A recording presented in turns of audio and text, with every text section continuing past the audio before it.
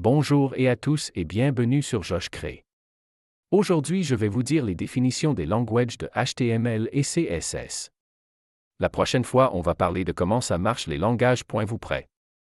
Alors d'abord, vous devez avoir un cahier et un stylo ou votre ordinateur pour apprendre les langages de programmation, car c'est important de les savoir. Set de JavaScript, ça tu gagnes de l'argent. Tu peux créer beaucoup de choses, comme une site, une application et tout ce que vous voulez. Alors vous êtes prêts?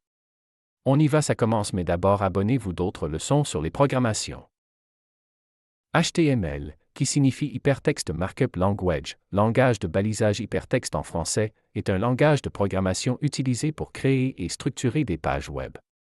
Il sert à organiser le contenu d'un site, comme les titres, les paragraphes, les images, les liens et autres éléments. Ce contenu est ensuite interprété par les navigateurs web pour afficher les pages. HTML repose sur des balises qui définissent la structure d'une page. Ces balises sont encadrées par des chevrons, comme tag. Par exemple, H1 pour un titre principal, P pour un paragraphe, A pour un lien hypertexte. En résumé, HTML est le langage de base pour créer des pages web, qui peut être enrichi par d'autres technologies comme CSS, pour le style, et JavaScript, pour l'interactivité.